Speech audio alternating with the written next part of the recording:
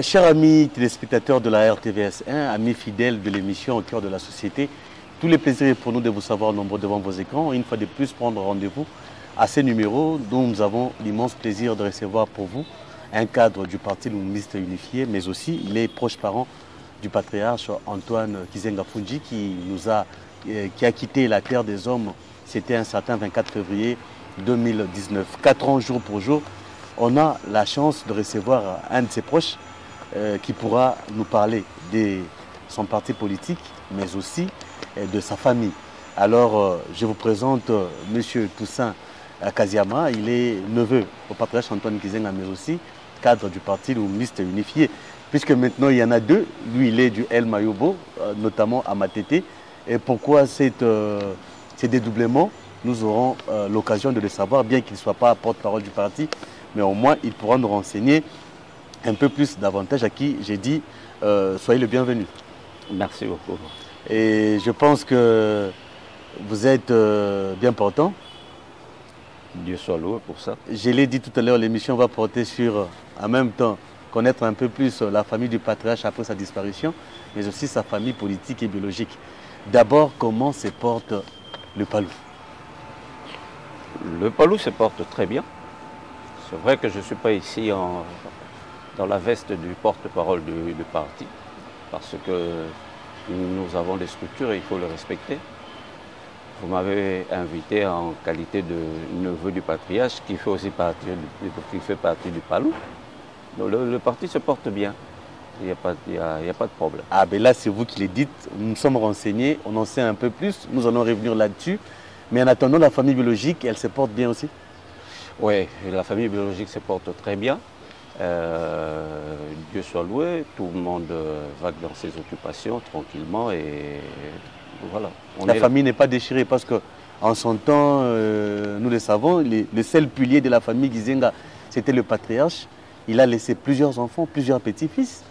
Si vous dites que tout va bien, on vous croit, mais aussi il y a des questions là-dessus, nous allons y revenir. Mais vous, personnellement, je sais que vous n'avez pas eu la chance de travailler avec lui. Un monsieur très compliqué. Quel souvenir vous gardez du patriarche Antoine Kizenga? J'ai de grands souvenirs d'abord en tant qu'oncle. Ce que je garde jalousement, ce sont plutôt ses enseignements. En tant qu'oncle, il nous a toujours inculqué le sens de comment être dans une famille, que ce n'est pas facile, le respect des aînés et le respect aussi des petits.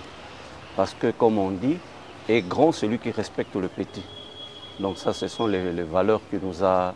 Et personnellement, j'ai eu la chance de beaucoup parler avec lui et c'est ça. En tant qu'homme politique, c'est l'honnêteté, le sens de la bonne gestion et surtout, il est nécessaire de nous dire où que vous soyez, cherchez à être d'abord vous-même. N'allez pas tout simplement exclusivement brandir mon nom. Donc faites valoir ce que vous êtes et pas moi. Et ici, quelque chose me vient en tête, je me permets de vous raconter. Quand il deviendra Premier ministre, alors quelques jours après, je m'en vais le rendre visite. J'ai dit, bon, ben maintenant, Noko, comment ça va? Et moi? Et il me dira, il me regarde droit dans les yeux, il me dit, bon là, écoute, monsieur, tu t'alignes comme tous les Congolais pour chercher le travail. J'étais un peu sidéré, mais il était sérieux, il ne blaguait pas sur ça. Et c'est comme ça, je me suis aligné comme tout Congolais, je suis parti parler avec un de notre ministre qui me prendra dans son cabinet. Et il fera l'arrêté, je serai opérateur de saisie. Quelques jours après, je tente d'aller me lamenter chez lui. Il me dit, tu restes là, tu fais le travail qu'on t'a donné de faire. Mais là, tu feras les escaliers. Et c'est comme ça, quelques temps après, le ministre en question est parti. Celui qui est venu, il fera de moi chargé d'études. Après, il part. Celui qui vient, il fait de moi conseiller. Il part. L'autre qui vient, il fait de moi directeur de cabinet adjoint. Et bon, après, on a perdu le ministère en question. Et quand je suis revenu, après, c'est pour faire le directeur de cabinet. C'est ce jour-là que je me suis souvenu de ce qu'il m'avait dit. Voilà ce qui me reste de ce grand monsieur en tant que politicien. Mais c'est quand même étonnant alors qu'on l'a accusé d'engager plusieurs membres de famille de son parti à la primature. Et vous, son neveu, vous n'avez pas travaillé avec lui à la primature. Non, mais c'est faux, c'est vraiment faux, ça c'est archi faux. C'était un monsieur tellement honnête que les gens qui l'ont approché le savent. Bizet n'en a pas travaillé avec ses membres de famille. Disons, ça se voit, on peut mentir tout le monde, mais on ne peut pas mentir ce qui est tout à fait évident. Il y avait peut-être quelques 2 ou 3 nièces, mais nièces qui étaient des petites filles pour elle, mais il n'a travaillé avec personne de sa famille. Jamais. Une personne très disciplinée, énigmatique également. Est-ce qu'il y a une différence entre le patriarche Antoine Gizenga, oncle, et homme politique? Mais pas tellement, je vous dis la vérité, pas tellement.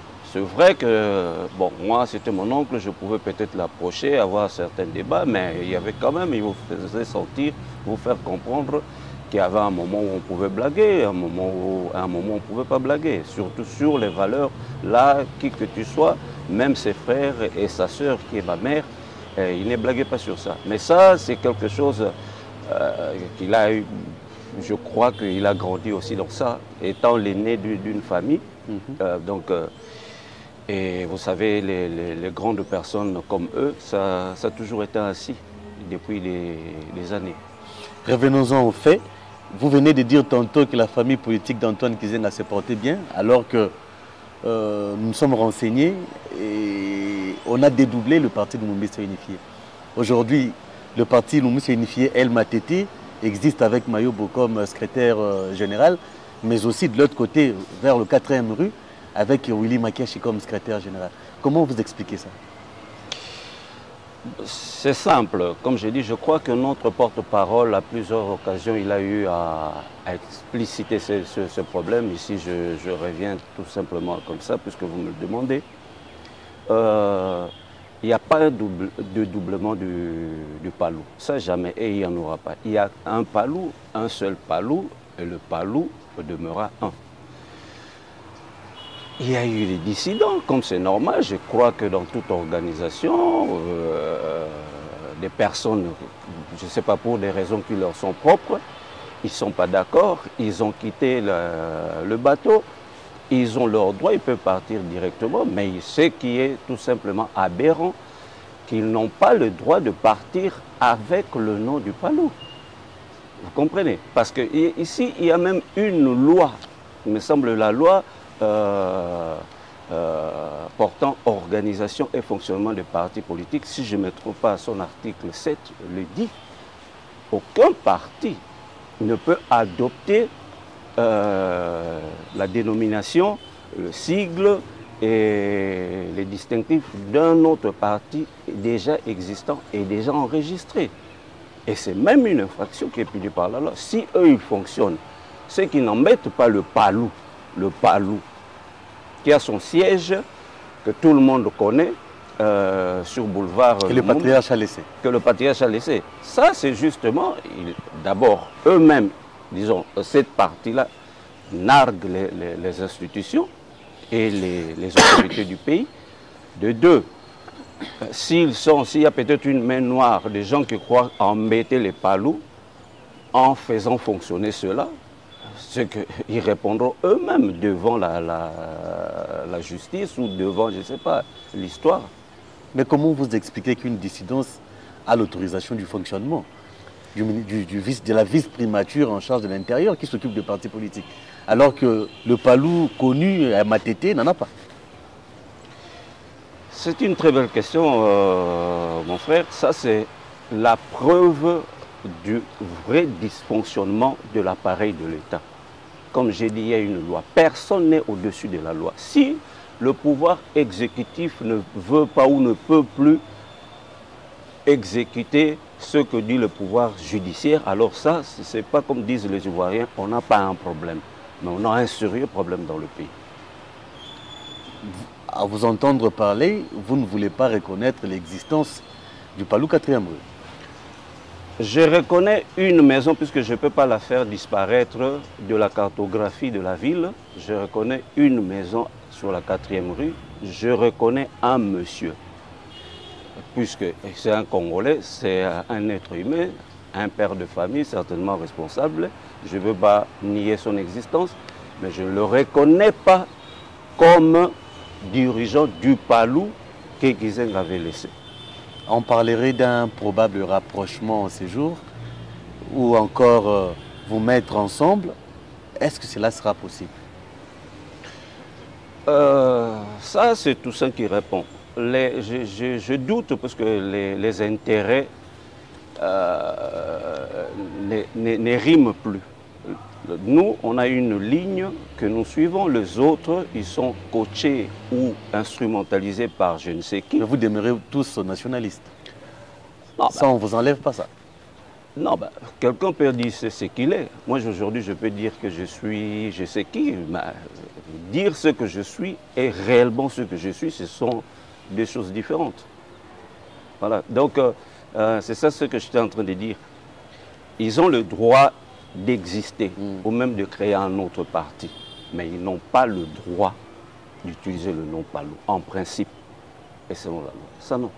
S'ils veulent faire ce qu'ils veulent faire, bon, tant mieux. Vous savez, quelque part, il y a quelqu'un qui disait, j'ai ouï dire, mais pourquoi ils ne font pas comme les autres? Il y avait aussi un problème, ils ont fait, je ne sais pas, bar. Vous parlez de l'UDPS? Non, je préfère taire le nom, ça n'engage que vous. Mais de l'autre côté, peut-être le problème était, était entre les cofondateurs. Et c'était tout à fait évident que celui-ci ait le droit de partir avec le nom aussi. Mais en ce qui concerne le Palou, aujourd'hui, ceux qui dirigent le Palou, que ce soit nos amis que vous dites à la 4e rue ou à Matete, personne, je dis bien personne, est le cofondateur du Palou.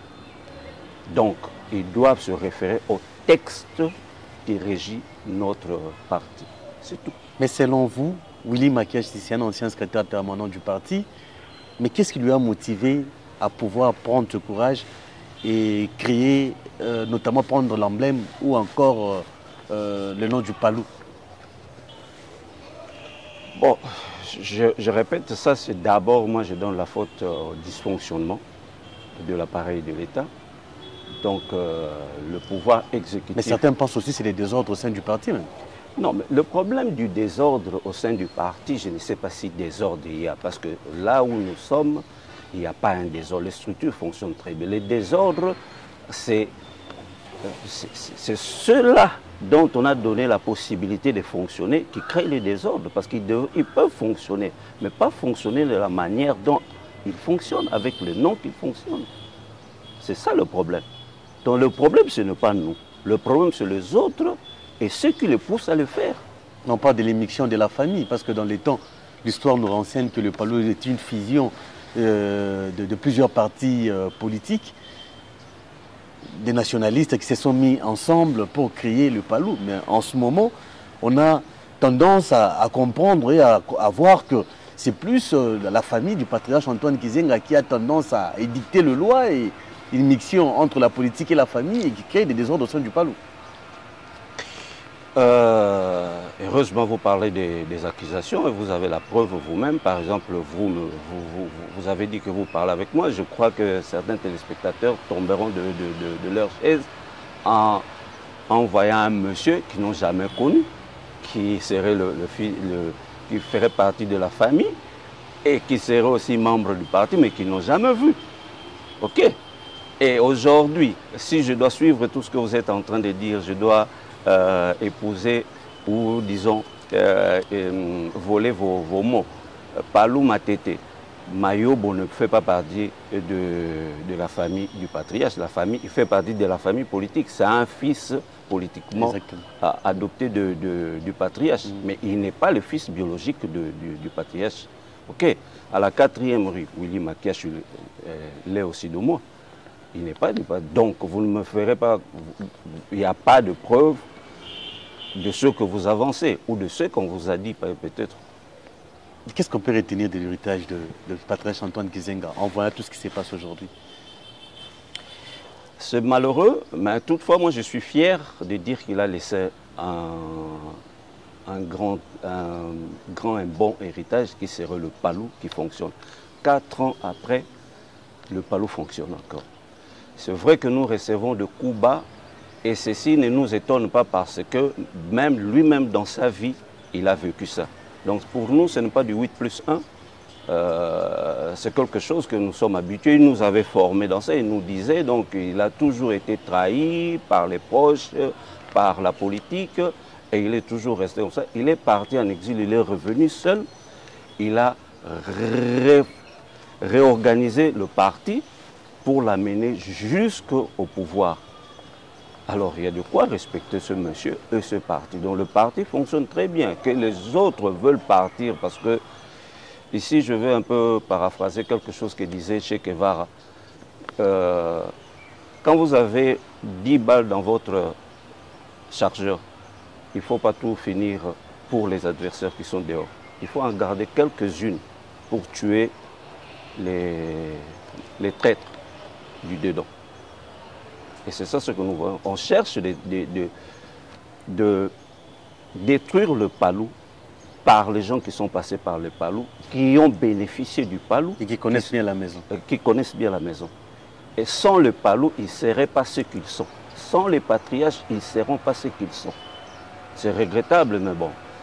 Comme le ridicule, l'ingratitude ne tue pas. Mais c'est quoi l'intérêt à vouloir à tout moment, étouffer le Palou ou encore chercher à, je dirais, sa disparition? La peur, parce que nous sommes des gens sérieux. Et j'ai vu quand nous étions aux affaires et occupant vraiment des postes très importants, ce que nous avons pu réaliser. C'est ça la peur des autres. Il y a peu de choses qu'ils peuvent... Aujourd'hui, par exemple, comme nous allons aux élections, on se demande qu'est-ce qu'ils vont dire à la population. À vous entendre parler, Toussaint Kaziama est de plein pied dans la politique, mais qui aime surtout garder son anonymat. Pourquoi cette dichotomie? Un politicien qui ne veut pas devenir célèbre, un politicien qui ne veut pas faire la politique active.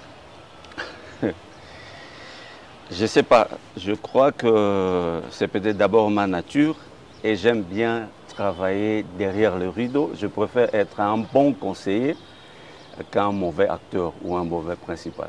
Donc, et puis, ce que j'ai appris, j'ai toujours dit, je disais ça à mes collaborateurs, que quand vous voyez quelqu'un se battre pour quelque chose, ou un poste surtout, un poste, c'est que c'est pour exclusivement ses propres intérêts. C'est comme, je leur disais aussi, un maquisard ou celui qui a tenu les armes en main pour avoir le pouvoir, à mon humble avis, ne peut pas devenir démocrate. Puisque le Palou l'a démontré. Par nous, ce sont les élections. Le pouvoir, on l'obtient par le suffrage. Vous devez demander aux autres de vous faire devenir ce que vous voulez devenir. Donc ce n'est pas par crainte de tout ce que votre oncle a traversé, parce que nous savons, l'histoire nous renseigne, son exil, et tout ça, c'est ce qui vous fait peur. Non, pas du tout, pas du tout. Je suis aussi un guerrier, mais je crois d'ailleurs, nous avons la chance de bien fonctionner. Eux, ils ont eu trop de coups bas, ils ont fonctionné pendant la dictature, pendant que le monde avait débloqué tout. Voilà, tout ça. Donc, et s'il n'est pas mort, je dis que ce n'est pas moi qui vais mourir demain. Et voilà, bien dit. Avant de poursuivre, parce que l'autre actualité qu'on aura à aborder aujourd'hui, c'est les élections. Des élections qui pointent à l'horizon en 2023. Comment le Palou s'arrange à affronter ces échéances électorales. Mais il y a une question qui, en parlant de la santé de la famille biologique, il y a une question qui taraude des esprits. On parlerait, je suis dans le conditionnel, hein, on parlerait d'un probable conflit parcellaire au Villa Eji. Pour ceux qui ne le savent pas, c'est la première résidence du patriarche Antoine Kizenga, à Limité bien sûr. On parlerait d'un conflit parcellaire qui serait déjà au niveau des cours et tribunaux. Vous confirmez cette allégation? Bon, malheureusement, oui, je n'aurais pas voulu parler de ça, mais malheureusement, comme c'est su déjà de tous, oui, il y a un problème dans la famille, mais que je crois que nous reviendrons au bon sens les uns et les autres pour s'asseoir et éviter, parce que une parcelle comme celle-ci, il ne peut être vendue pour beaucoup de raisons. Mais bon, comme on dit, quand vous avez un fils, vous avez un problème. On parle le premier gouvernement d'Antoine Kizenga a été, je dirais, conçu ici. Oui. Il a vécu presque toute sa jeunesse ici. Mais pourquoi seulement cette parcelle? Donc je vous corrige, il n'a pas vécu ici, malheureusement, comme vous savez, il a été en exil. Il est revenu. Ici, c'était sa mère qui vivait pendant que lui, il était en exil. Sa sœur, et puis tout bas. C'est l'identité de la famille Kizenga. Mais mon frère, vous ne pouvez pas entrer dans la tête de tous. Peut-être quand on grandit, on se connaissait de visage, mais après, maintenant, on se connaît de cœur. Vous comprenez? Mais bon, ceux qui ne veulent pas, bon, c'est leur droit de vouloir sortir dans l'indivision. Nous respectons.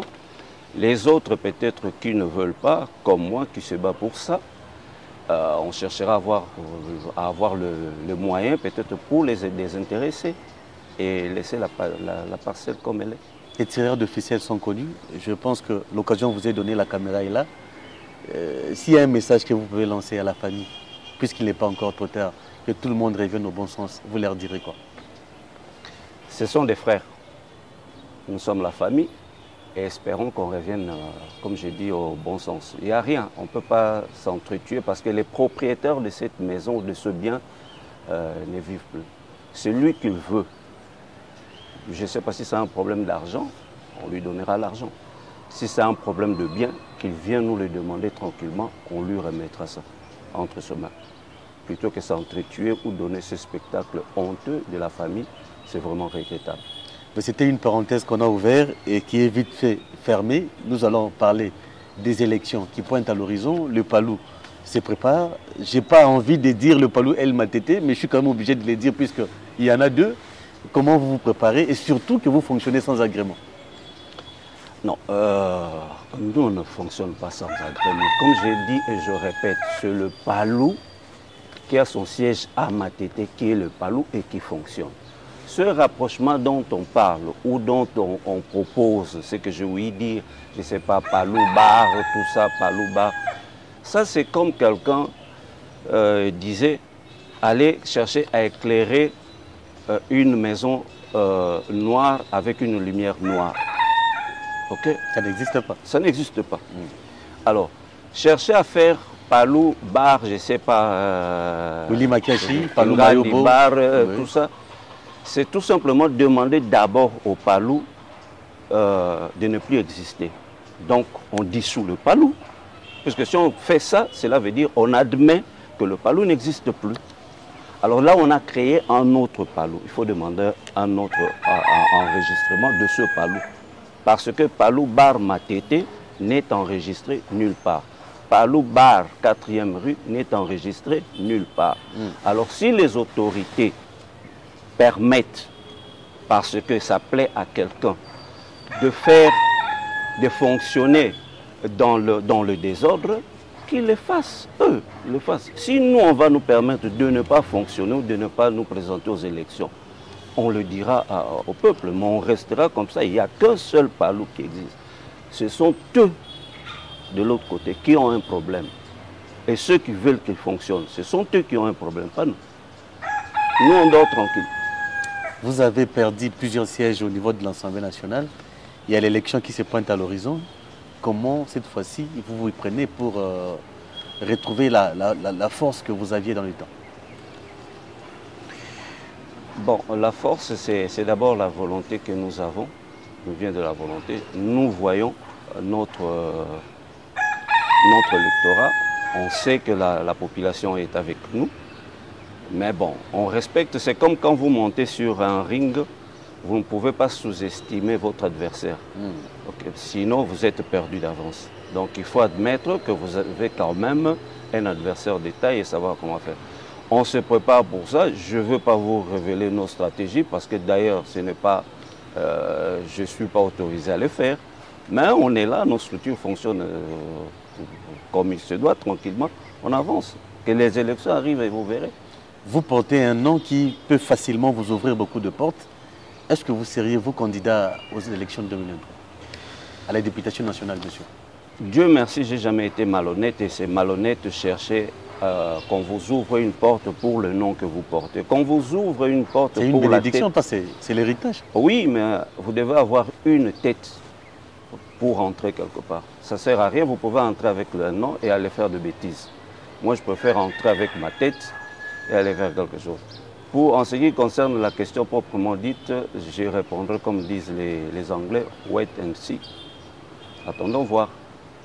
Donc vous ne savez pas si vous serez encore candidat? I don't know. Je ne sais pas encore. Hormis, je ne peux pas, c'est comme j'ai dit, je dois respecter le parti. Le parti peut décider de ne pas me présenter comme candidat. C'est au parti de décider. Plusieurs fils du Palou, je parle de fils parce qu'ils sont nés et grandis, ils ont fait leur carrière politique au sein du parti, qui ont quitté et créé leur propre parti aujourd'hui. Je prends l'exemple de l'ancien Premier ministre Adolphe Muzito, qui est aujourd'hui dans son nouvel élan et qui prend de l'élan, comme le nom l'indique, tous les jours qui passent. Est-ce que vous avez un petit commentaire par rapport à ça? Bon, je regrette, je ne suis pas ici pour faire la publicité des autres, mais comme personne, je l'admire parce que j'ai eu à travailler avec lui. C'est un grand monsieur et tout ce que je peux lui dire, c'est aussi un grand frère, que je lui souhaite vraiment le meilleur pour sa vie à lui. Et puis politiquement, si on va se croiser, tant mieux. Si on sera chacun dans son côté, on va se battre loyalement et dans le respect de toutes les valeurs que nous avons eues ensemble du patriarche. Je suppose que vous êtes de ceux-là qui regrettent qu'il ait quitté le Palou et surtout qu'à la veille des élections. Je serai un hypocrite, ça n'engage que moi, je serai un hypocrite, je crois que... D'abord, il a quitté ou lui avait fait partir du parti? Non, sincèrement, c'est quelque chose que je n'ai pas pu suivre personnellement. Je ne sais pas si on l'a... Mais je ne crois pas qu'on a fait partie, Muzito. Il est parti de lui-même. Il est parti de lui-même. Certainement, il a vu les choses qui ne l'ont pas plu ou les situations qui ne l'ont pas plu. Il a pris cette décision. Mesdames et messieurs, vous comprenez que nous tendons lentement et sûrement vers la fin de cette émission. Et la question qui suit, 4 ans jour pour jour, je l'ai dit tout à l'heure que le patriarche Antoine Kizenga est parti, c'était un certain 24 février 2019, jour pour jour, ça fait 4 ans, il y a un mausolée que le gouvernement avait promis d'ériger, surtout essayer un peu d'asphalter, arranger la voie qui mène vers la résidence Machita Kizungu, je parle de la résidence de Bouma, là où il repose en paix aujourd'hui. Mais est-ce que ces promesses ont été respectées? Bon, je crois que je ne sais pas si je peux dire que la promesse n'a pas été respectée. Je sais qu'il y a eu des choses qui se sont faites. À l'époque, quand mon regretté frère Lougui était encore vivant, je ne donnerai peut-être, il se pourrait, ça c'est vraiment, c'est ma lecture. C'est quelque chose qui a eu peut-être, la famille ne s'est pas impliquée comme il fallait. La famille ne s'est pas impliquée comme il fallait, le parti aussi, et le gouvernement qui avait promis à l'époque faire quelque chose. Aujourd'hui, ce n'est plus le même gouvernement, je ne sais plus où en sommes-nous. Voilà, vous avez compris qu'on est pratiquement à la fin de cette émission, mesdames et messieurs, mais on ne va pas se séparer comme ça. Nous allons remettre la parole à notre invité, de passer un message par rapport à l'évolution du pays, par rapport à tout ce qui se passe, par rapport bien sûr à ce qui se passe au niveau de son parti, puisqu'il y a un désordre criant de la part de ceux qui gèrent le parti politique en République démocratique du Congo. Et voilà l'occasion qui vous est donnée peut-être de passer un message pour que ces désordres se taisent à jamais. Il y a un message, je crois que le peuple congolais connaît déjà beaucoup de souffrances et il est temps qu'il vive un peu en paix. Nous avons eu l'indépendance depuis 1960 et si aujourd'hui on patauge encore comme ça, c'est vraiment regrettable. Alors, à la cession de notre pays à l'indépendance, nous avions un pays qui avait moins de 10 cadres nationaux ayant terminé leurs études universitaires. Aujourd'hui, combien nous en avons? Mais voilà la misère qui continue à battre son plein dans le pays. C'est ridicule. Si le pouvoir exécutif peut commencer un peu à respecter le pouvoir judiciaire, je crois que ce serait déjà une très bonne chose. Si on commence à arrêter Toussaint qui a volé, on le met quelque part au frais, ça serait déjà un grand pas en avant. Si on commence à faire en sorte que le panier de la ménagère puisse être quelque chose qui résout le problème dans le foyer, on aura moins des enfants qui dorment à la belle étoile. Ce sont tous des problèmes. Il y en a plein. Je crois qu'il faudra toute une émission pour en parler. Là, j'ai juste jeté quelques mots comme ça. Mais surtout, qu'il n'y ait plus un dysfonctionnement dans l'appareil de l'État. Parce que c'est là où tout commence. C'est votre mot de la fin. Je vous en prie. Voilà, mesdames et messieurs, vous avez compris. C'est par là que nous mettons un point final à cette édition, à cette émission d'aujourd'hui, réalisée, bien sûr, comme vous le savez, par l'équipe technique qui m'accompagne toujours. Nous avons reçu pour vous M. Toussaint Kaziama. Je rappelle qu'il est cadre du parti Lumumbiste Unifié, mais aussi neveu au patriarche Antoine Kizenga. Moi, je vous dis merci de nous avoir suivis. On se retrouve la semaine prochaine pour une nouvelle émission. Au revoir.